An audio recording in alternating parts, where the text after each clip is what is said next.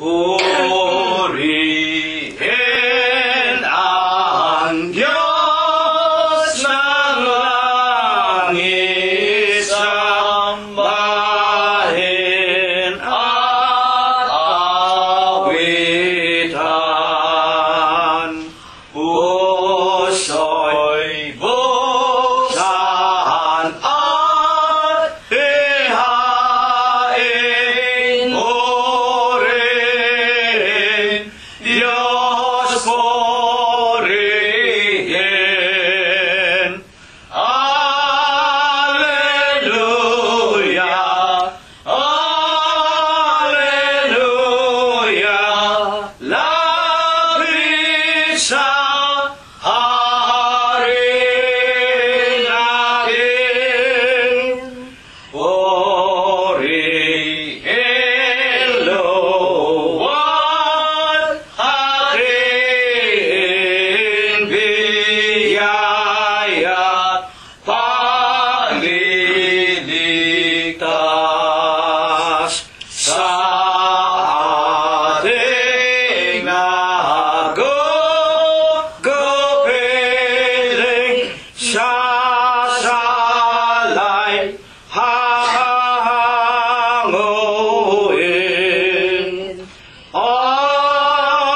Alleluia, Alleluia, Gloria Patri Dei. Ang Diyos ay naghihin, ay siya ay nauuhaw. Dulugin, dulugin natin, sambahin, dumalangin. Alleluia, Alleluia, Diyos na mawarin.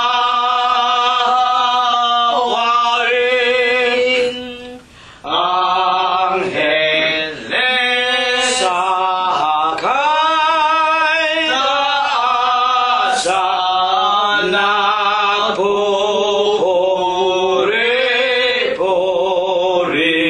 nagpupuri-purihin. Hari na mga kapatid sa templo ng amang Diyos. Alleluia, Alleluia, Diyos purihin, purihin.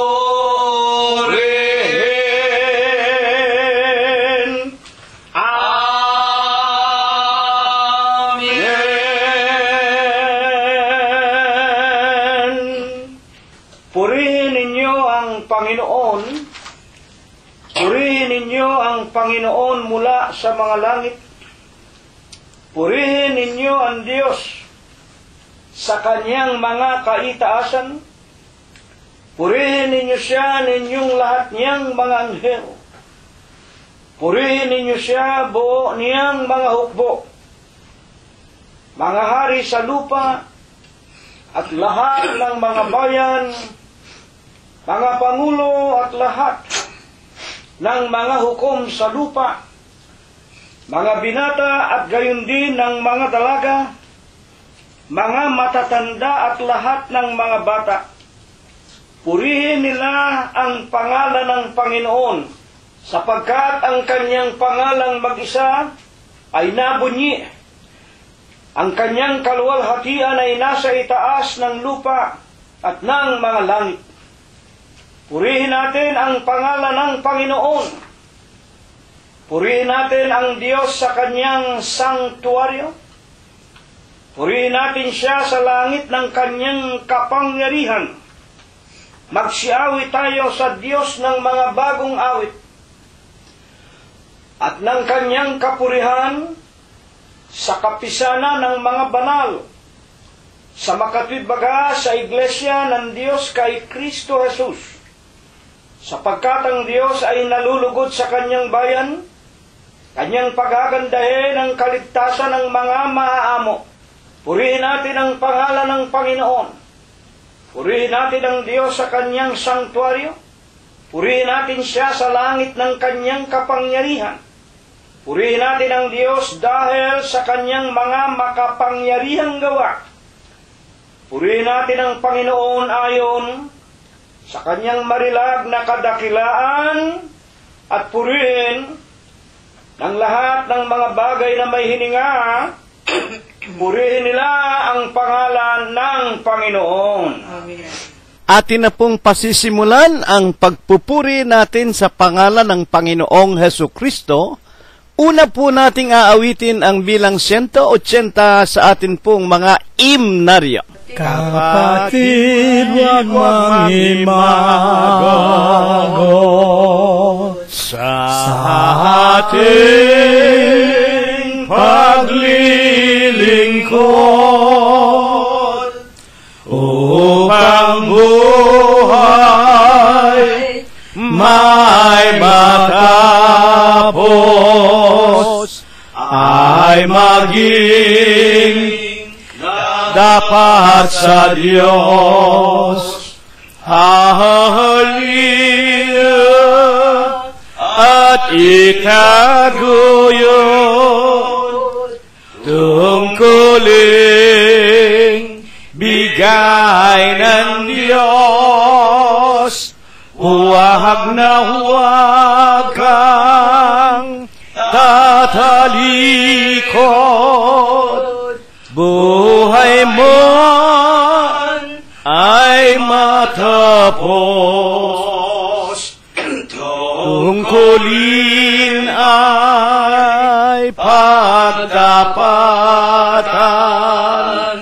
mahalin at ingatan ng higit sa ating buhay, nang tayo'y magtagumpay. Halina at itaguyod, tungkuling bigay ng Diyos. Huwag na huwag kang tatalikod, buhay mo ay matapos sa ating paglilingkod. Tularan ay si Jesus, di niya binitiwan ang krus. Buhay man ay malagot, halina at itaguyod, tungkuling bigay ng Diyos. Huwag na huwag kang tatalikod, buhay mo ay matapos. Ating patuloy na purihin, sambahin at luwalhatiin ang ating nag-iisang Diyos na buhay na walang iba kung hindi ang ating Panginoong Hesu Kristo. Numero 165, mga kapatid. Kay Jesus na pag-ibig sa aking umakas,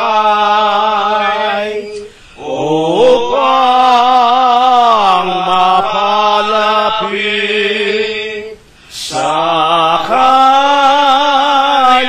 paanan, malawak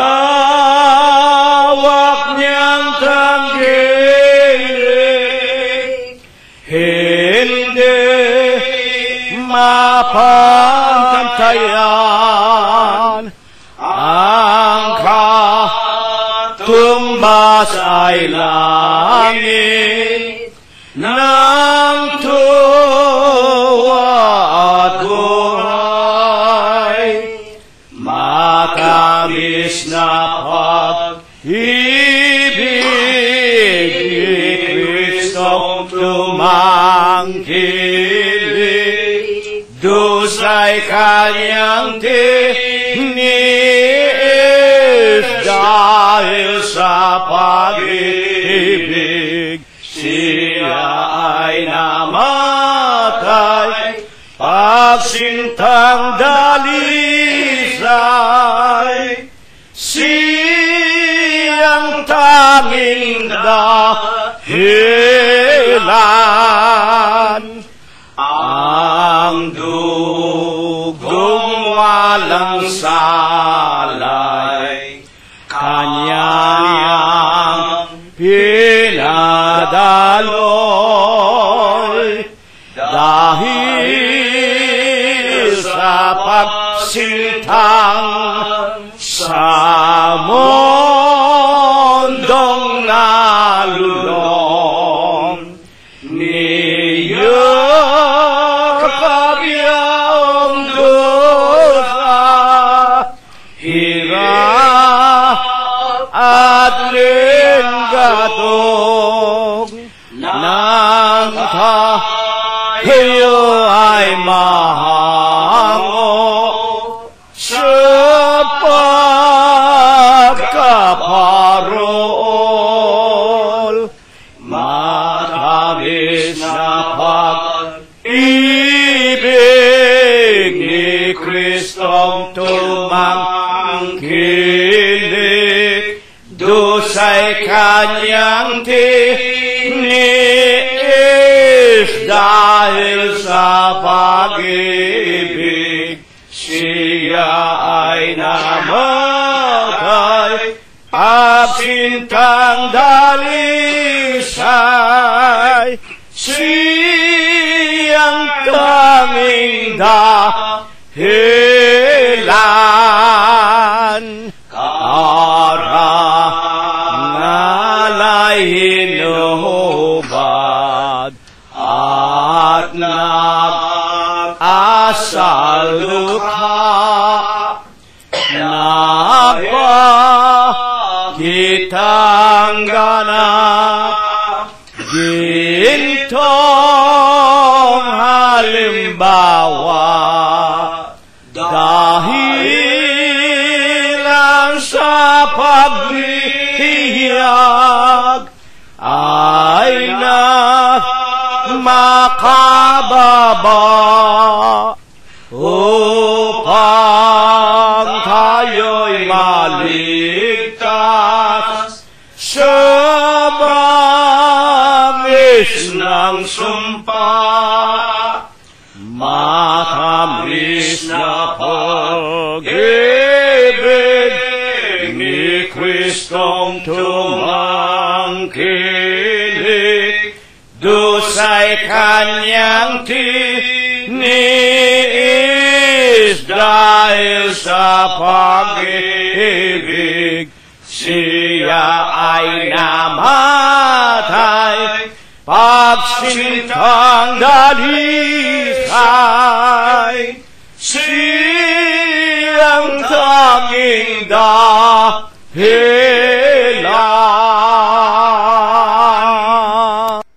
Dakilang Panginoon po naming Diyos, Amang banal na lubha kapong kagalang-galang, Ikaw po ay Diyos na sadya kapong kapita-pitagan, nag-iisa ka pong Diyos na buhay, Ikaw po ang may-ari, Ikaw po ang lumalang ng lahat ng mga bagay, ang Diyos na pinakamakapangyarihan ka po sa lahat. Panginoon, na sakdal ka sa iyong pag-ibig, napakasagana mo po sa kagandahan ng iyong mga kalooban, napakadakila mo po sa iyong pagbibiyaya. Datapwat ikaw po ay Diyos na napakabanayad sa iyong mga kagalitan. Ama, na ikaw po ang Diyos na buhay, pinagtapatan, pinaglingkuran ka ni Abraham, ikaw ang Diyos ni Isaac, ang Diyos ni Jacob, Diyos ng iyong mga banal na propeta sa bayan ng Israel, na sa huling kapanahonang ito'y naawat na habag ka din po. Tinawag mo po ang aming minamahal na ama at ina, inilagay mo po sila sa iglesia ng Diyos kay Kristo Jesus. Sila man po ay naglingkod sa iyo ng kanilang buong puso, buong isip, buong lakas, buong buhay, hanggang sa kanilang mga kamatayan. Ama, sa banal, sakdal, malinis na pangalan mong Kristo Jesus, masusulyapan mo po muli kaming lahat sa silong po ng aming mga dampang tahanan. Pangunahin na nga po dito sa iyong maralitang bahay dalanginan sa Los Angeles, California, sa bawat tirahan ng aming mga anak, mga manugang, mga apo at mga kamag-anakan sa laman, sa tirahan ng aming mga kaibigan, at sa lahat po ng iyong mga tunay na mananamba, sa Espiritu mo po't sa iyong katotohanan, na nagsisipangalat po sa iba't ibang dako nitong napakagulo at mandarayang sanglibutan. Amang banal, pagkatapos po, napailangan ka namin ang bunga ng mga labi, awiting nanggaling sa kaibuturan ng aming mga puso. Bagaman po hindi marilag ang aming mga tinig, sinasampalataya na naming tinatanggap mo sa iyong banal na kaharian sa langit, nakatulad po sa isang napakamasarap na samyo, sa iyong banal na kaitaasan. Amang banal, tanggapin mo ang aming walang sawa, walang katapusan na mga pagpapasalamat. Salamat, Panginoon, sa maraming mga araw na walang saway patuloy mo pong idinaragdag, ipinararana sa buhay ng bawat isa sa amin. Salamat, Panginoon, pinagbuksan mo kami ng magagandang kapalaran sa araw-araw. Salamat po, pinakakain mo kami at dinaramtan. Pinalalakas mo pa rin, pinagagaling ang aming lupang pangangatawan. At higit sa lahat, maraming salamat. Patuloy mo rin kaming pinaiinom at pinakakain ng iyong mga salita na lipos ng espiritu at lipos ng buhay.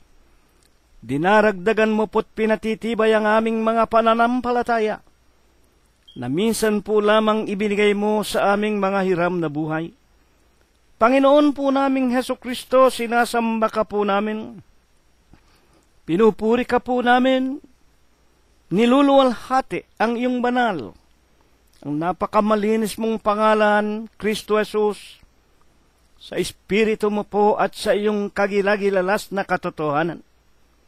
Ama manal, kung kami po nangagkakasala pa rin sa iyo, hindi pa rin namin naaabot ang iyong kaluwalhatian, magdalang habag ka sana sa aming lahat.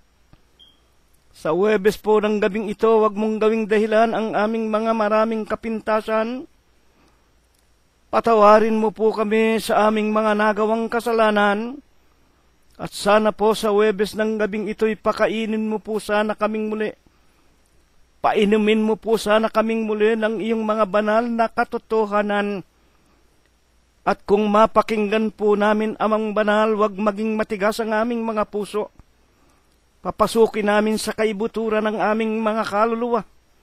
Tumubo sa aming mga kaibuturan lumago sa amin, at ito po'y magsilbing ilawan na itatanglaw namin sa gitna ng kadiliman habang kami tumatahak sa magulong sanglibutan hanggang sa maabot namin ang ipinangangako mo pong buhay na walang hanggan. Aman Diyos, salamat po. Wala kang binawian ng hiram na buhay sa sino man sa amin. Salamat po maging ang aming mga kabiyak ng puso, ang aming mga anak, mga manugang, mga apo, kasangbahay, kaibigan at mga kamag-anakan, salamat. Sila man po, pinananatilihan mo pa ng buhay, kagaling at kalakasan.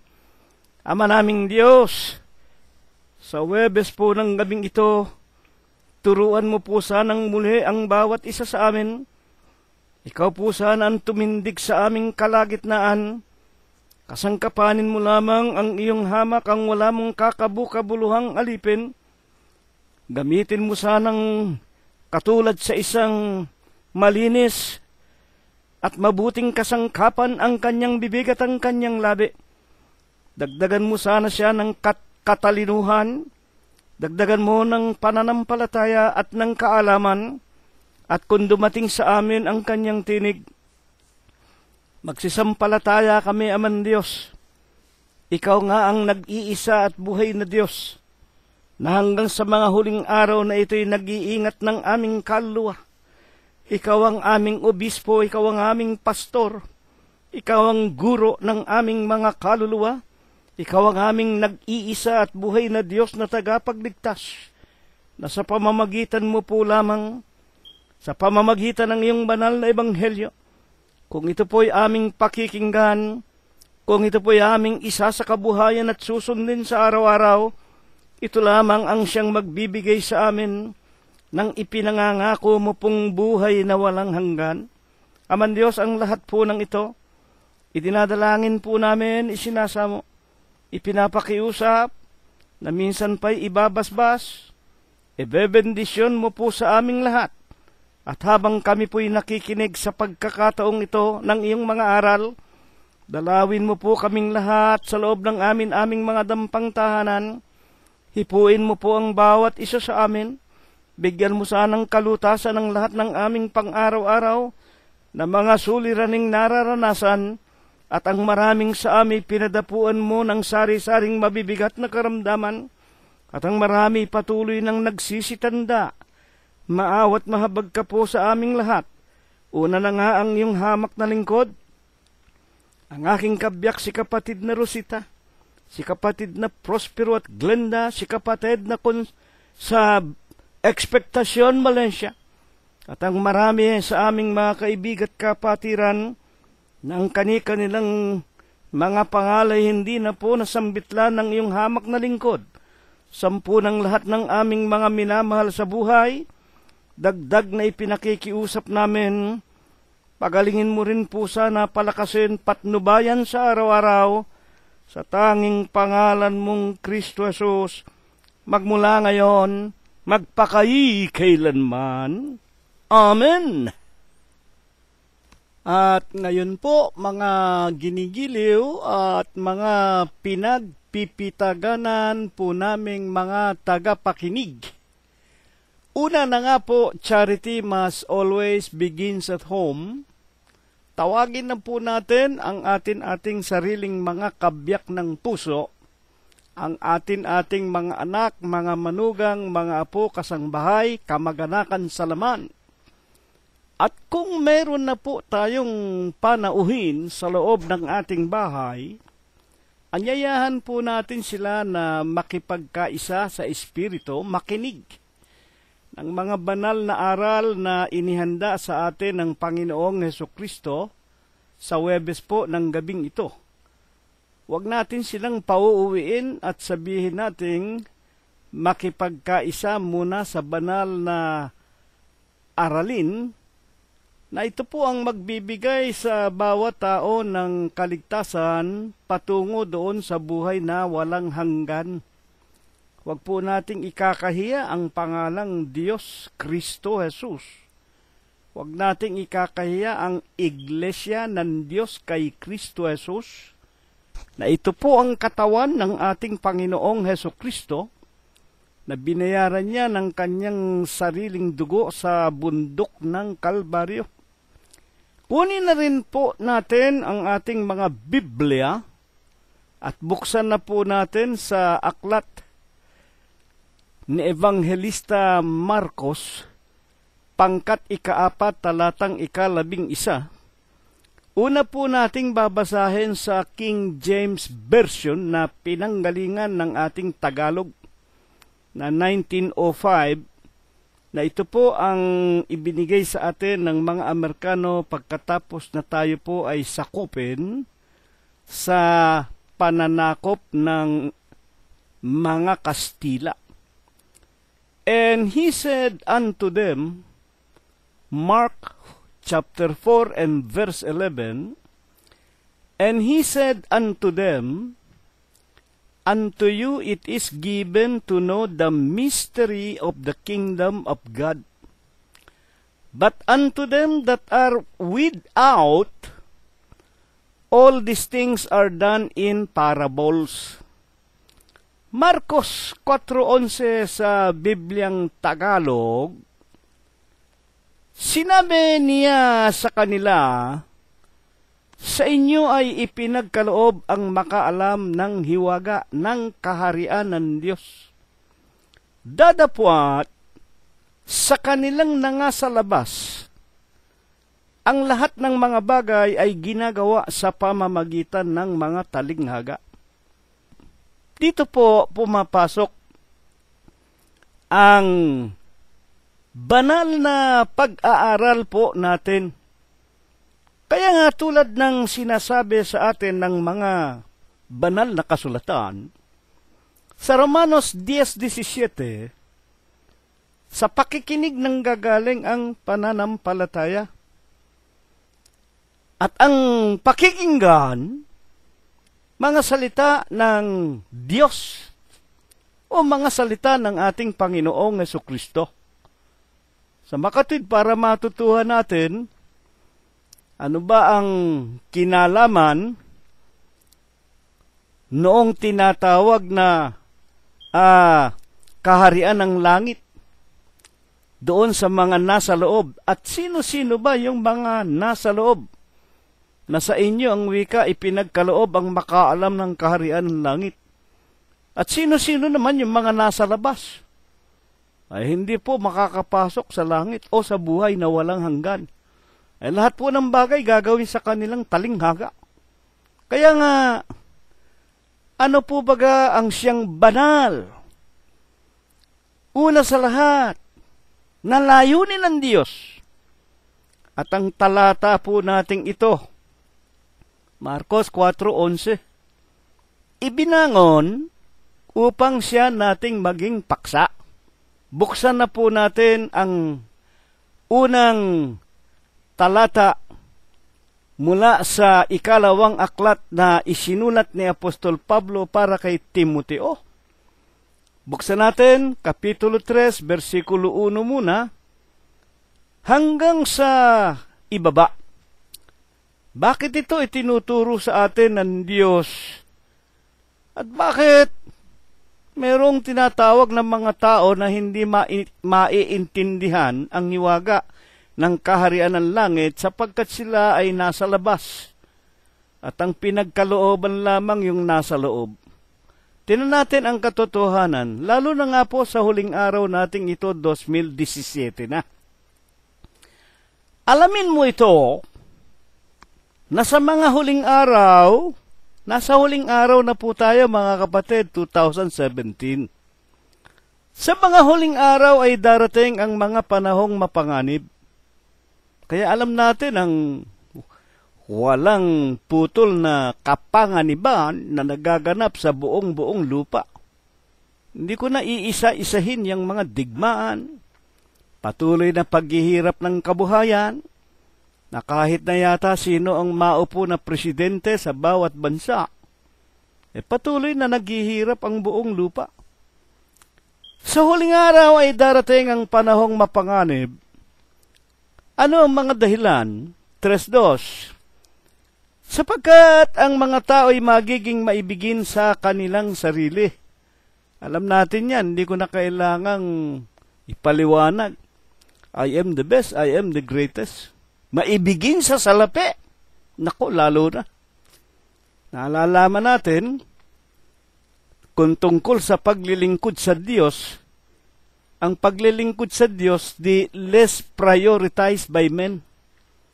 Mas maraming araw, mas maraming panahon, ang mga tao sa paghanap ng pera ng ikabubuhay. Una-una, dahil kahirapan nga, kailangan ng pera para may makain, maidamit, maipangpaaral sa kanilang mga anak, ang mga tao magiging maibigin sa salapi. Mayayabang, mapagmalaki, mapagtungayaw, masuwayin sa mga magulang, napakarami po niyan. Mga walang turing, mga walang kabanalan. At ituloy po muna natin lahat. Ganito po, walang katutubong pag-ibig, tres-tres, 2 Timoteo. Walang paglulubag, pag naisip tuloy. Palabintangin. Mga walang pagpipigil sa sarili. Mababangis. Hindi maibigin sa mabuti. 3-4. Mga lilo. Hindi tapat sa kasunduan, no? Mga matitigas ang ulo. Palalo. Mayayabang. Maibigin sa kalayawan. Eto. Napakarami pong kalayawan ngayon eh. Habang lumalago ang karunungan, katulad nga po ngayon, meron na tayong telepono, yun ang cellphone natin. Sa telepono, makikita mo ang television, ang mga programa, ang mga teleseries. Makikita mo ang mga video. Makikita mo YouTube, Facebook, blog, kung ano-ano, at makakagawa ka pa ng pelikula. Maibigin sa kalayawan. Lalo na yung mga video games ng mga kabataan. Kaya wala ng panahon ang mga tao. Magmula bata hanggang sa pinakamatanda, nagugumon sa mga kalayawan. Sa dami nga po ng mga kalayawan. At ngayon, meron pang mga, kahit nasa bahay ka, nakakatayo ka sa casino, yung mga video casino. Kaysa sa mga maibigin sa Diyos. Kaya nababanggit ko nga po, servicing God, servicing the Lord, becomes the least priority of every person. Ang mga tao, kaya lang tumatawag, nakakaala-ala sa Diyos pag may sakit, pag nawala ng trabaho, pagka namatayan, pagka nangangailangan, tawag ang tawag sa Diyos. Pero pagka malakas ang tao, may trabahong maganda, masarap ang kinakain, anong Diyos? May oras sa casino, may oras sa mga kalayawan, sa mga birthday party, sa mga karaoke, kung ano-ano. Pero walang tinatawag na oras sa Diyos, kaya nga maibigin sa kalayawan kaysa maibigin sa Diyos. O 3-4 yan ng 2 Timoteo. Ituloy natin hanggang 3-7 na may anyo ng kabanalan. Ito po ang kinukuha natin. Bakit nga itong ating paksa, Marcos 4:11, ibinangon ng Diyos sa huling araw, naging mapanganib nga ang panahon. Sapagkat maraming mga tao may anyo lang ng kabanalan. Ito'y tumutukoy sa mga mangangaral o mga relihiyon. Napakadami pong relihiyon ngayon, napakaraming mangangaral. May mga anyo ika ng kabanalan, datapwat tinanggihan ang kapangyarihan nito. Lumayo ka rin naman sa mga ito. Ang mga ito ang nanggagapang sa mga bahay-bahay. Ang mga ito ang bumibihag ng mga babaeng haling at lipos ng mga kasalanan. hinihila ng iba't ibang masasamang pita. Kaya na marami tayong nababasa, nakikita, mga obispo, mga pare, mga pastor, nakukulong, nanggagahasa, pati mga batang lalaki, ginagahasa, mga pedophile pala. Yung iba naman, inaanakan yung kanilang mga membro, pagkatapos pinapatay pa yung mga anak nila at ginagawa pang sardinas. Inilalagay sa kahadiyero para wag mabulgar yung kanilang kasamaan. Hindi ba alam natin yan? Ano pa? Kahit na po dito sa Amerika, ilang relihiyon na at ilang mga obispo, kamukha nila Reverend Jim Jones, kamukha nitong tinatawag na relihiyon dito sa California, na sila daw ay kukuhanin ng flying saucer. Dadalhin daw sila sa langit.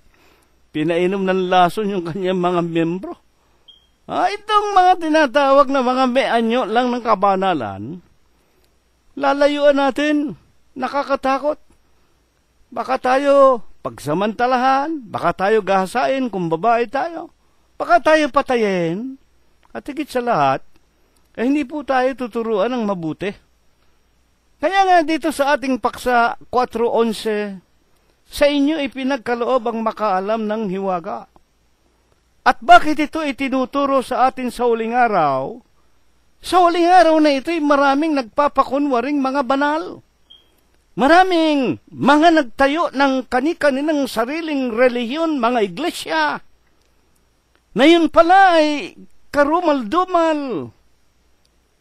Dapat nating layuan na yun pala, mga kapatid, ay walang katotohanan.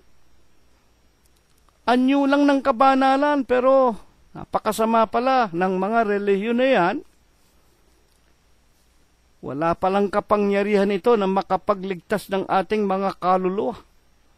At ang wika pa man din, 3:7 ng ikalawang Timoteo, itong mga leader ng mga relihiyon na ito, laging nagsisipag-aral at kailanman ay hindi nakakarating sa pagkaalam ng katotohanan. Kaya delikado ang panahon. Pati ang kaluluwa natin ililiko. Pati ang ating kaluluwa lolokohin. At pagsasamantalahan tayo. Yan ang mga relihiyon, ang mga salapian. Kaya makikita mo yung mga leader nila, yung mga obispo, magaganda mga damit, mga nakatoksedo, ang mga sapatos ay mamahalin, ang mga anak nag-aaral sa mga mamahaling kolehiyo, meron silang mga bahay bakasyunan sa lahat ng malalaking bansa sa buong mundo. May mga private army, at makikita mo yan, sila ang mga supporter ng mga leader ng mga gobyerno. Ayan ang nagsasabing pag ibinoto nila, nagkaisa-isa sila, lalabas ang sino mang presidente na gusto nilang palabasin. Delikado! May anyo ng kabanalan. Aral ng aral, hindi naman makarating sa patutunguhan. At yan ang naging dahilan kung bakit ang 4:11 ng Marcos ay itinuturo sa atin para turuan tayo kung sino ba yung mga grupo ng mga tao na pinagsabihan ng Panginoong Hesukristo, sa inyo ipinagkaloob ang makaalam ng hiwaga ng kaharian ng langit. At dito nalalaman na natin yung mga nasa labas. Yan ang mga may anyo ng kabanalan. Yung mga nasa labas na yan, pagsasamantalahan tayo, lumayo tayo sa kanila. Yan ang napakagandang banal na layunin at itinuturo sa atin ang 4:11 ng Marcos. Ayon pa man din kay Apostol Pedro, tingnan ninyo, ang isang katotohanang ganap na nakikita natin sa huling araw na ito, 3:15. Ikalawang Pedro, at inyong ariin na ang pagpapahinuhod ng Panginoon ay pagliligtas. Nagaya rin naman ni Pablo, si Apostol Pablo, na ating minamahal na kapatid. Si Pablo po, ilaw sa kahintilan, At itong sulat na isinulat ni Apostol Pedro, ikalawang aklat 3:15, ang kanyang pinatutungkulan dito ay ang mga Kristiyano sa labas ng bansa ng Israel na nangabautismuhan sa pangangaral ni Pablo. Ang wika niya rito, ariin ninyo na ang pagpapahinuhod ng Panginoong Jesucristo ay pagliligtas. Nagaya rin naman ni Pablo, sapagkat si Pablo, alam natin, sa Bagong Tipan, ang lahat ng kanyang ginawa is pinasulat niya, ipinadadala niya sa mga iglesia. Kamukha ng iglesia ng Diyos na nasa Corinto, iglesia ng Diyos na nasa Galacia, iglesia ng Diyos na nasa Thessalonica, kung saan-saan. At sinusulatan din naman sila ng ibang mga apostol na kamukha ni Apostol Pedro. Ang wika nga niya rito, gaya rin naman ni Pablo, na ating minamahal na kapatid na ayon sa karunungang ibinigay sa kanya ay sinulatan kayo. Walang sawa si Pablo ng pagsulat sa mga kapatiran. Ano ang mga isinulat ni Pablo? 3:16. Gayon din naman sa lahat ng kanyang mga sulat, sa lahat ng mga sulat ni Pablo, na dooy sinasalita ang mga bagay na ito, na doon ay may ilang bagay na mahirap unawain. Ayan. Merong mga bagay na mahirap unawain na isinulat ni Apostol Pablo sa Bagong Tipan.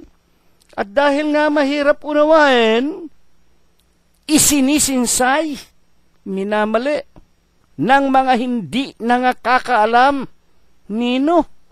Nung mga hindi pinagkalooban ng makaalam ng hiwaga ng kaharian ng langit.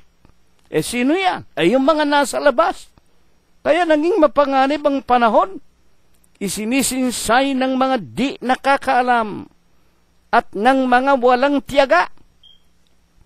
Nagaya rin naman ang kanilang ginagawa sa ibang mga kasulatan sa ikapapahamak din nila.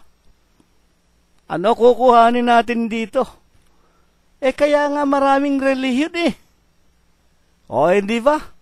Kunin mo ng halimbawa yung mga protestante. Dahil nga walang tiyaga, nabasa nila sa ilang mga kasulatan, sa Bagong Tipan, sa mga sulat ni Apostol Pablo, na sumampalataya ka lamang kay Kristo, ligtas ka na. Anong ginawa ng mga protestante? Ayan po, ang sabi nila, just believe in Christ and you will be saved. Kaya nga karamihan ng mga protestante ang tinuturo the name church. The name of the church is not important. Hindi raw mahalaga ang pangalan ng iglesia. Just believe in Christ. Sumampalataya ka lang kay Kristo. Tumawag ka lang kay Kristo, ligtas ka na. O di lalo na yung simbahang Katoliko. Ay, ang simbahang Katoliko ko hindi na nga nag-aral, hindi na nga nagbasa ng Biblia yung mga pari na yan. Ano ang ginagawa ng mga yan? Ang mga aral at mga utos nila, sino ang gumawa? Ay, yung salit-saling sabi, superstisyon. Mga milagro daw. Yung mga tinatawag na salita na lumabas sa bibig ni Maria, ang mga salita ni Pedro, kung ano-anong mga salit-saling sabi ng mga tao, nagpapagaling daw. Mga kapatid, hindi na nga sila gumagamit ng Biblia, at ang ginagawa pa nila, yung kanilang sariling mga ginawa na mga apokripa. Kaya nga may apokripa At pag sinasabing apokripa, ay ang ginawa ng mga mangangaral, na mga inutusan ng mga papa sa Roma, na magsigawa ng kung ano-anong mga kwento at mga salit-saling sabi ng mga tao. Kaya nga, mapanganib ang huling kapanahunan sapagkat ang maraming hindi nangakaunawa ng katotohanan na nangasa labas. Yung iba bumabasa ng kaunting sitas ng mga isinulat ng mga apostol kamukha ni Pablo, dahil nga sa kawalang katyagaan nila, hindi naman pinag-aralan, nabasa lang Halimbawa nga, yung nabanggit ko kanina, just believe in Christ and you will be saved. Ayan na ika. Basta you believe in Christ, no matter what kind of religion you belong to. So long as you understand and believe Christ, Jesus Christ, you will be saved. Kaya ang Panginoong Jesucristo mismo nagsasabi, malimit yung mapakinggan sa amin. Mateo 7:21. O hindi lahat ng hindi lahat ng tumatawag sa akin, Panginoon, Panginoon ay maliligtas. Sila lang na sumusunod sa kalooban ng aking Ama na nasa langit. Hindi nyo maintindihan kung sino yung Ama.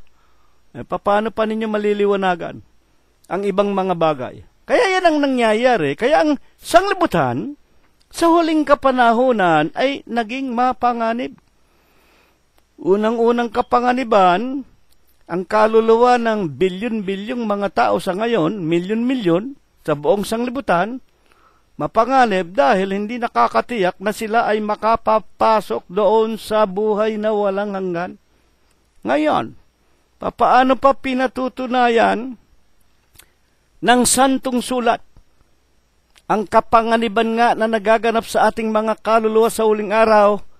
Tungkol nga po rito sa mga relihiyon na walang tiyaga, na ang kanilang mga mangangaral mabasa lang ang kaunti, ayos na, kahit na taliwa sa katotohanan. Buksan ninyo ang Tito. Unahin nating basahin ang 1:11 ng aklat na isinulat ni Apostol Pablo kay Tito. Ang kanilang mga bibig ay nararapat matikom. Nagagalit si Pablo.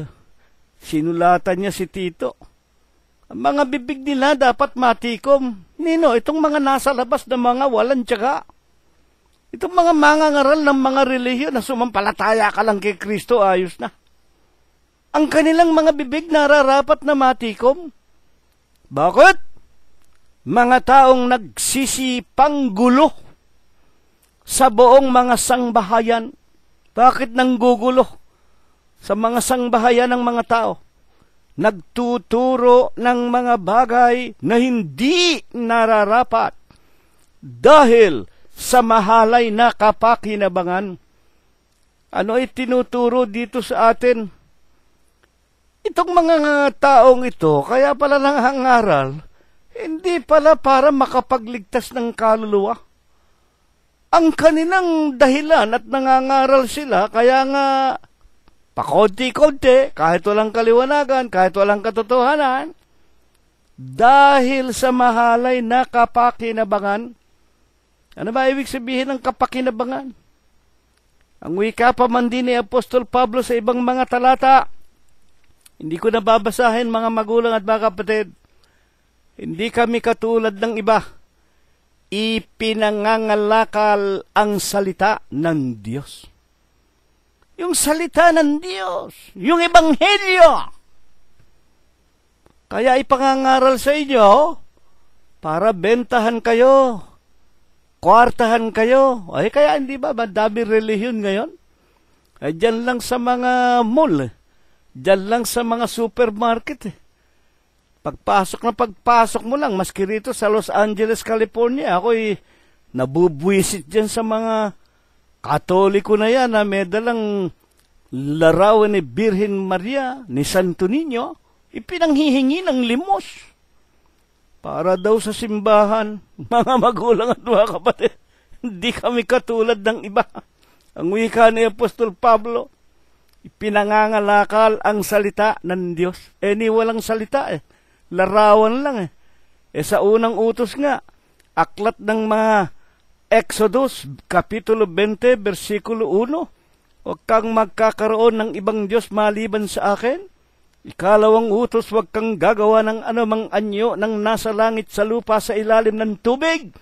Huwag mo silang yuyukuran, huwag mo silang paglilingkuran. Akong Panginoon mong Diyos ay Diyos na mapanibughuin. Sa unang utos pa lang sinira na ninyong mga Katoliko na huwag magkaroon ng ibang Diyos. Ano bang ginawa ng simbahang Katoliko? Sinipa ninyo ang Panginoong Jesucristo. Pinahako ninyo sa krus. Pinatay ninyo. Sino inihalili ninyo? Vicarius Filii Dei, kahalili daw ng Diyos. Sino? Yung mga papa sa Roma. O hindi ba kalaking kawalangian yan? At yung ikalawang utos, huwag kang gagawa ng larawan, huwag mo silang yuyukuran, huwag mo silang paglilingkuran. Pinagpuprosesyon pa ninyo si Mama Mary, si Kalunsad, kung sino-sino. Dinagdagan pa ninyo. Dinagdag pa ninyo yung 2 batang babae raw na nakausap ni Mama Mary noong 1917 sa Espanya. Abay, maghunos dili kayo. Sa mga duwid, ang kanilang mga bibig ay dapat matikom sapagkat sila ang talagang nanggugulo ng mga sangbahayan ng mga tao, ginugulo ang pananampalataya ng mga tao, nagtuturo ng mga bagay na di nararapat dahil sa mahalay na kapakinabangan. Gayon din ang mga protestante. Sa katutak din ang mga protestanteng ipinanghihingi ng limos. Mga anak din ng Katoliko yung mga protestante na yan mga kapatid at mga magulang. Ituloy po natin. 1:13 ng Tito. Ang patotoong ito ay tunay, talaga namang nangyayari. Dahil dito, Tito, sawayin mong may kabagsikan sila upang mangagpakagaling sa pananampalataya. 1:14. Ang payo sa mga tunay na mga mananampalataya, huwag mga kinig sa mga katha ng mga Hudyo at sa mga utos ng mga tao. Ayan, bakit? Nagsisisinsay sa katotohanan. Sinsay lahat sa katotohanan yan. At maliban nga dyan sa Iglesia Apostolika Katolika Romana, nahayag ipinagbibili ang mga tinatawag na patilarawan ng kabanalan daw para sa mahalay na kapakinabangan. Ay, ang mga Jehovah, di ba? Kakatok ng bahay mo yan, magbebenta yan ng mga kanilang mga libretos. At dyan, may commission sila dyan, natural yan. Mga kapatid at mga magulang. At dyan, natutuon yung mga miyembro nila.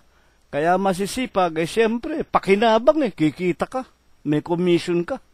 Mahalay na pakinabang. Ang ibig sabihin, sa halip na ang puso mo mangaral, mangalap ng salita ng Diyos para ang maraming mga tao ay mangaligtas din naman, ang pinupuntirian ninyo, yung commission sa mga aklat na ibinebenta ninyo, mga salita daw ng Diyos. Kaya nga dahil po sa katotohanan ito, atin pong itanong na, sino-sino po baga lamang kanino ipinatutungkol ng Panginoong Jesucristo ang pinakabuod ng ating paksa sa Marcos 4:11? Sa inyo ipinagkaloob ang makaalam ng hiwaga. Ito ba'y para sa lahat ng iglesia? Ito ba'y para sa lahat ng tao? Ito ba'y para sa lahat ng mga nagsasabing sila'y mga Kristiyano? Pabayaan natin ang Biblia ang magpaliwanag ayon sa itinuturo ng banal na kasulatan. Sino ang kinakausap dito ng Panginoong Jesucristo nang sabihin niya, sa inyo ipinagkaloob ang makaalam ng hiwaga? Marcos 4:10. Sinabi niya sa kanila, sinabi ni Jesus sa kanila, sino yung kanila? Sinabi ni Jesus sa kanila, sa inyo ay ipinagkaloob ang makaalam ng hiwaga ng kaharian ng Diyos.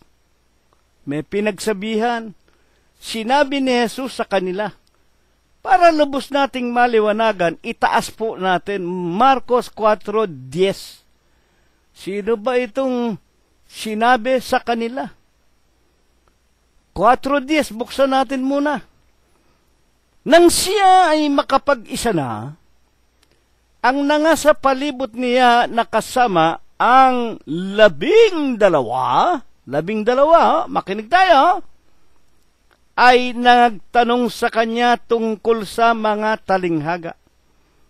Meron pong tinutukoy na 12. Sumunod sa kanya. Nagtanong sa kanya tungkol sa mga talinghaga. Kaya nga sino-sino itong 12 ito? 4:11, ito na po ang pinakapaksa natin. At sinabi ni Jesus sa kanila, sa inyo, sa 12, kilala na natin yung 12 Yan po ang 12 apostol. Ang karamihan dyan ay mga mangingisda. Tinawag personal ng Panginoon sa mga baybay dagat ng Galilea. Unang-una na nga si Simon Pedro. Magsiparito kayo, sumunod kayo sa akin, gagawin ko kayong mamamalakaya ng mga kaluluwa o ng mga tao.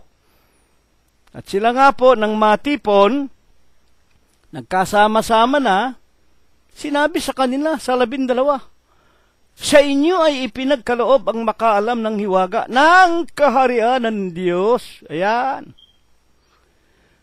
Sa lahat ba ng tao? Hindi po. Hindi po sa lahat ng tao. Lalong hindi sa lahat ng iglesia. Sa kanila lang na 12. At sa katotohanan nga po, ang hindi kasama rito sa 12 ito, yung mga nasa labas, hindi makakaalam ng hiwaga ng kaharian ng langit sa kanila gagawin pangang mga talinghaga ang lahat ng bagay sa mga nasa labas, kadiliman. 4:12 ng Marcos, upang kung magsitingin sila, mga kakita at huwag nilang mamalas. At kung mga karinig sila at huwag mga unawa. Baka sakaling sila'y mangagbalik loob at patawarin sila. Dito, merong pasubali na talagang yung mga nasa labas ng kinaroroonan ng 12 apostol, walang pag-asang makaalam ng katotohanan. Sapagkat tingnan ninyo yung salita, baka sakaling sila'y mangagbalik loob kung maintindihan nila at patawarin sila. Talagang ginawa sa kanilang kadiliman, hindi nila maintindihan, hindi nila maunawaan, makikita, maririnig, mamamalas, pero hindi nila maliliwanagan ang tinatawag na hiwaga ng kaharian ng Diyos. Puro talinghaga sa kanila.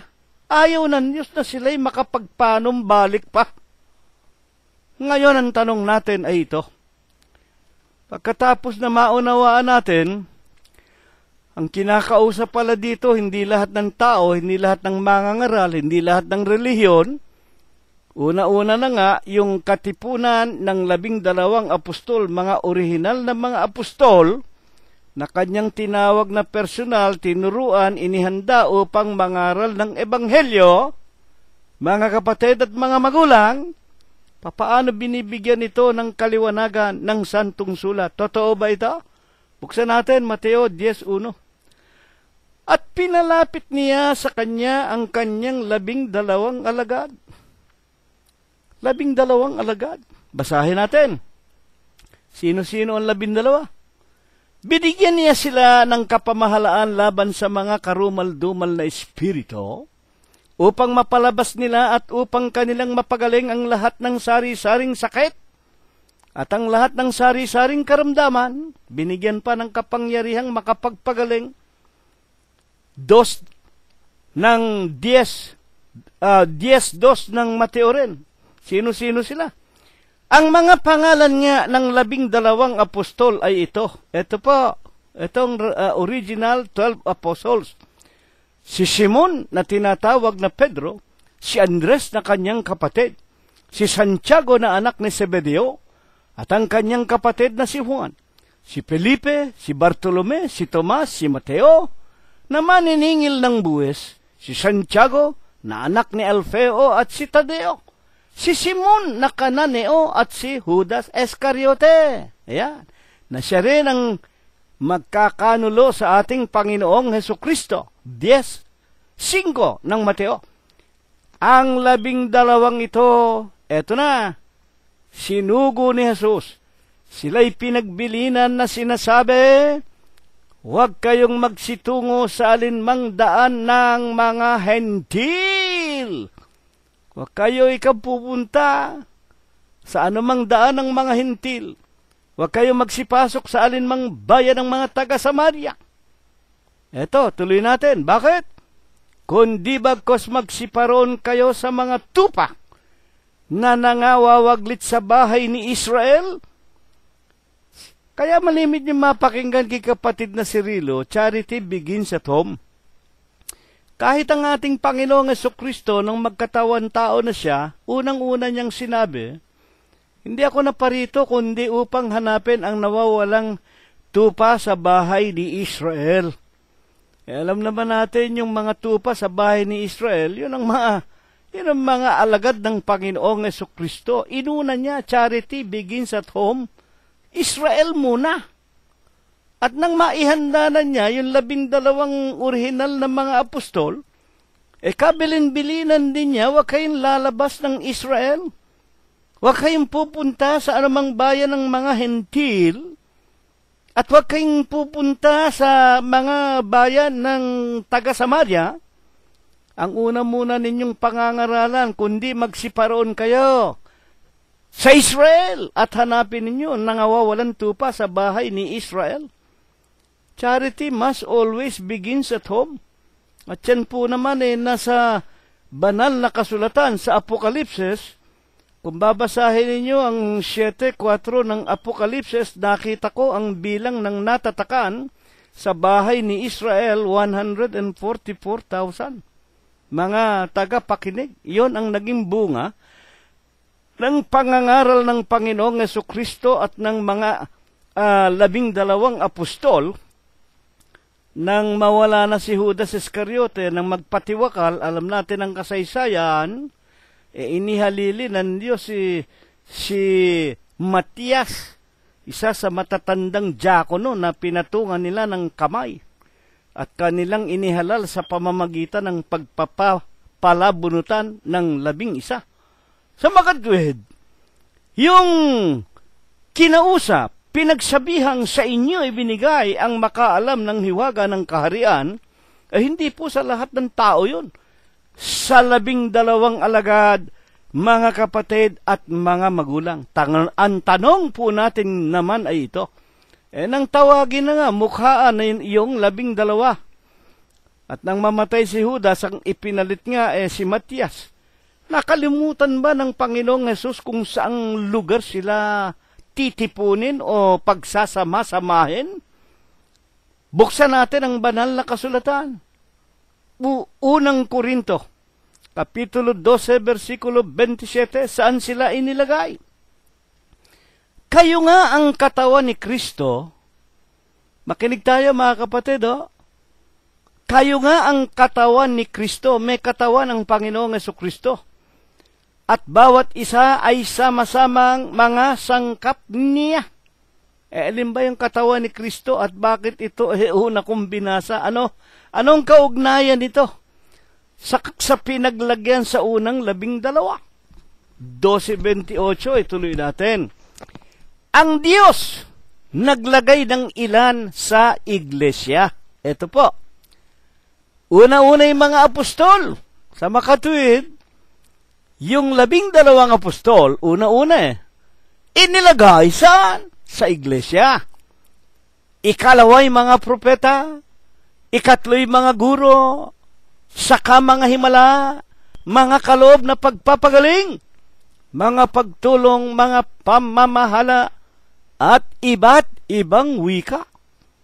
Bakit sinabi ko muna, 12:27 ang binasa ko muna ng unang Korinto, kayo nga ang katawan ni Kristo. At bawat isa ay sama-samang mga sangkap niya.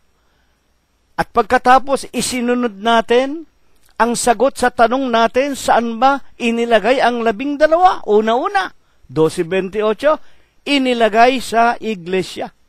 Yun pong salitang iglesia, ito po ay salitang Griego, ekklesia. Sa Ingles, body of God. Sa Tagalog, katawan ng Diyos. Sa makatwid, Saan inilagay ang tinatawag na orihinal na 12 apostol? Ang Diyos ay naglagay din naman ng ilan. Saan? Sa katawan ng Diyos. Sino ba ang Diyos? Alam na po natin yan. Huwebes at Linggo, ako at ang Ama ay iisa. Mga kapatid at mga magulang. Kaya nga, sa 12:27 ng unang Korinto, kayo nga ang katawan ni Kristo. Kung si Kristo po ay Diyos, wala pong pagdududa. Ang 12 apostol, hindi po nakalimutan kung saan ilalagay. Inilagay po ito saan? Sa iglesia, sa katawan ni Kristo. Sa katawan ng Diyos. Sapagkat si Kristo nga po ay Diyos kaya nga, bakit nga sa katawan?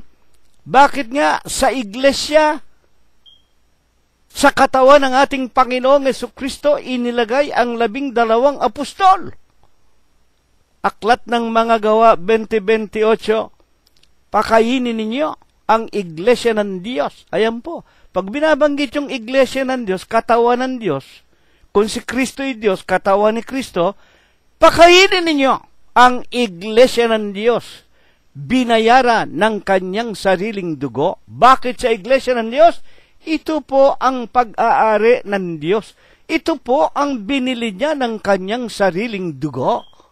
Kaya nga doon, sa tinatawag na siyudad ng Jerusalem ng Judea, anyo 32, 16-18, ang wika ng Panginoong Jesucristo, upon this rock, sa Bibliang Ingles, I will build my church. Sa ibabaw ng malaking batong ito, malaking bato, itatayo ko ang aking iglesia. At ang iglesyang ito, katawan ng Diyos, katawan ni Kristo, binayaran ng dugo ng Diyos. 20:28, Aklat ng Mga Gawa, iglesia ng Diyos, binayaran ng kanyang sariling dugo. Ano ang opisyal na pangalan? Napasulat ba sa Biblia ang official na pangalan ng Iglesia ng Diyos? Unang Tesalonica 2:14. Nagsisitulad kayo. Saan? Sa Iglesia ng Diyos. Sino ba ang may-ari? Sino ba ang nagtayo? Kay Kristo Jesus. Bakit sinasabi, kapatid na Cirilo? Sapagkat kayo, mga kapatid, nagsisitulad sa iglesia ng Diyos, na ang may-ari pala si Kristo Jesus, at binayaran pala ito ng sariling dugo ng Diyos. Aklat ng Mga Gawa 20:28. Bakit po sinasabing nagsisitulad kayo? Hindi na po tayo pwedeng magtayo pa ng ibang iglesia. Lalo na nga po tayo sa huling araw na ito, tutularan na lamang natin yung original. Hindi tayo kamukha ng ibang mga tao para maitayo yung kanilang sarili, nagsipagtayo ng kanilang sariling iglesia. At naka-register pa yan sa gobyerno. At hindi yan binili ng dugo ng Diyos. Hindi na natin pwedeng itayo yung nakatayo na. Hindi na ako pwedeng magparehistro pa, magtayo pa ng sarili kong iglesia. Nanakawin mo na ang kapurihan at karangalan ng Diyos. Kaya nga ang ginagawa na lamang natin sa huling araw, ayon sa sinabi ni Apostol Pablo, unang Tesalonica 2:14, sapagkat kayo, mga kapatid, nagsisitulad sa iglesia ng Diyos na nasa Judea kay Kristo Jesus. Kaya hanggang ngayon, tinutularan lamang natin. Pagkatapos po na maunawaan natin, ang pinagkalooban pala ng makaalam ng hiwaga ng kaharian ng langit, hindi lahat ng iglesia. Iglesia lang ng Diyos kay Kristo Jesus. Ano po baga? Ang kahalagahan sa ating mga tao ng katotohanan na sa iglesia ng Diyos kay Kristo Jesus po pala lamang naroroon ang pagkaalam ng hiwaga. At bakit ito itinuturo sa atin sa huling araw? Buksan natin ang San Juan 8:32. Ang wika ng Panginoong Jesucristo mismo, at inyong makikilala ang katotohanan, at ang katotohanan ang magpapalaya sa inyo. Napakahalaga po ng na matutuhan natin ang katotohanan. Ano ang katotohanan? Ang iglesia lang ng Diyos. Ang pinaglagyan sa mga apostol upang matutuhan nila ang hiwaga ng kaharian ng langit. Maliban sa iglesia ng Diyos, wala pong kaliwanagan, walang ilaw, walang katotohanan. At ang wika pa man din ng Panginoon kung bakit ito'y mahalaga, 14:6, ano ba ang katotohanan? At bakit sinasabing ang katotohanan ang magpapalaya sa atin? Sinabi sa kanya ni Jesus, ako ang daan, ako ang katotohanan, ang buhay. Ang sinuman hindi makaparoroon sa Ama, kundi sa pamamagitan ko. At maliban pala sa katawan ni Kristo, maliban sa kanya na katotohanan, hindi tayo makakarating sa Ama o sa buhay na walang hanggan. Bakit? Ako at ang Ama ay isa, 10:30. Tanging ang Panginoong Jesucristo, siya po ang susi para ang bawat tao magkaroon ng kaliwanagan, magkaroon ng tinatawag na pangbukas ng pintuan ng kaharian ng langit para maunawaan natin ang ibig lamang sabihin. Kung papaano tayo makakaparoon sa buhay na walang hanggan? Papaano nga tayo makakaparoon sa Ama? Sa pamamagitan ng Panginoong Hesukristo. San Juan 15:1 at 5.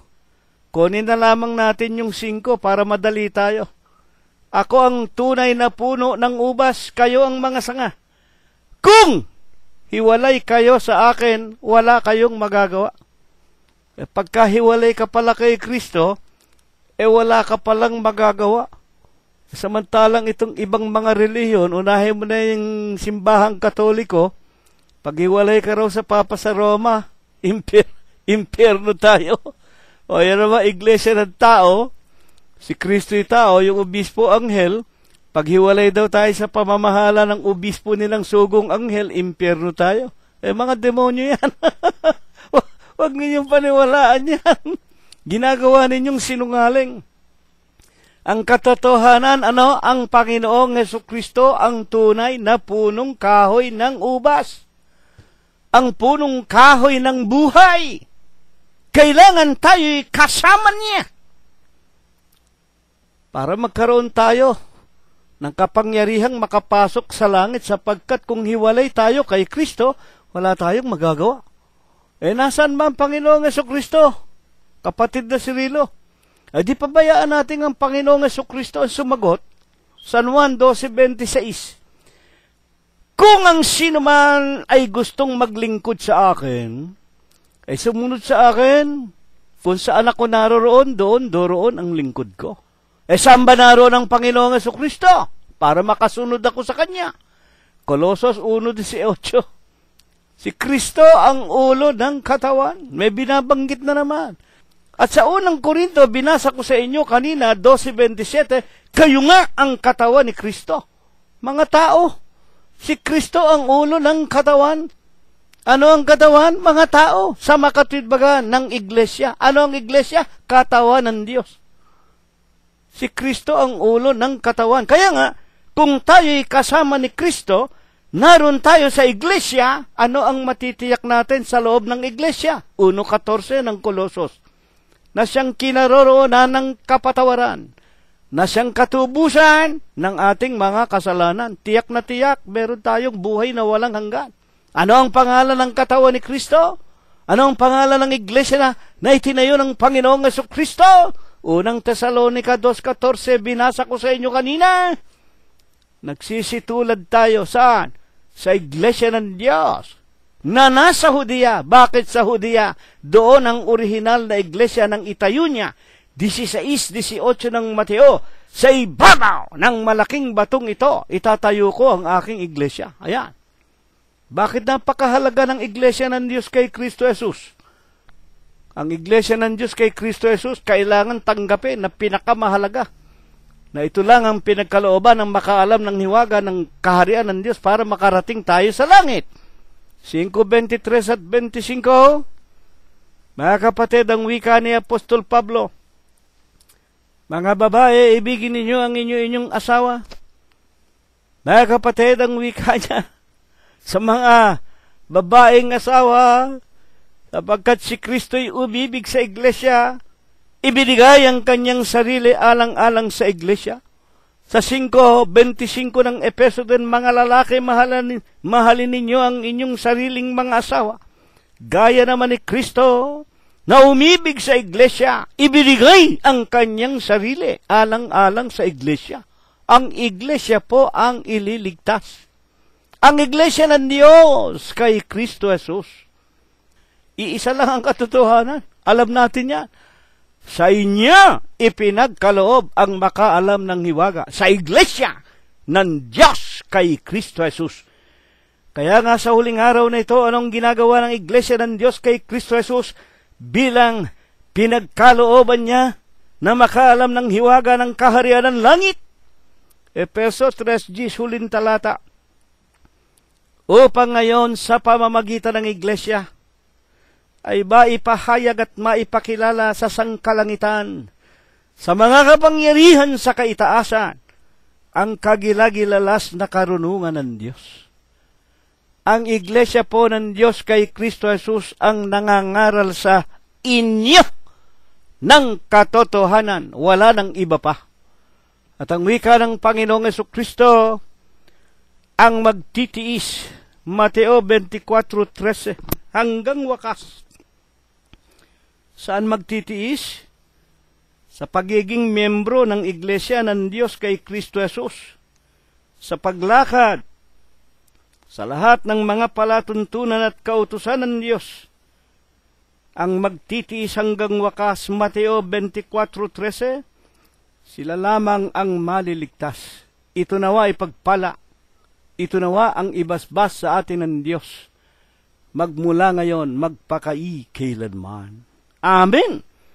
At ngayon ay tanggapin po natin ang walang hanggang pag-ibig, walang hanggang pagbibiyaya, pakikipisan, kaaliwan, pamamatnubay at ang kagalingan, ang hindi maulatang banal na biyaya, basbas at bendisyon, pagliligtas at pagpapagaling ng kanyang banal na espiritu. Ito nawa ang muli niyang ipagkaloob sa ating mga magkakapatid, mga mag-aanak at mga magkakaibigan, at sa buong kalaganapan ng Iglesia ng Diyos kay Kristo Jesus, magmula ngayon, magpakayi kailanman. Amen! Kapayapaan po ang sumaatin, mga kapatid. Purihin ang pangalan ng Panginoong Jesucristo hanggang sa darating na linggo po, kung tayo po ay binubuhay pa. Maraming salamat po sa inyong lahat.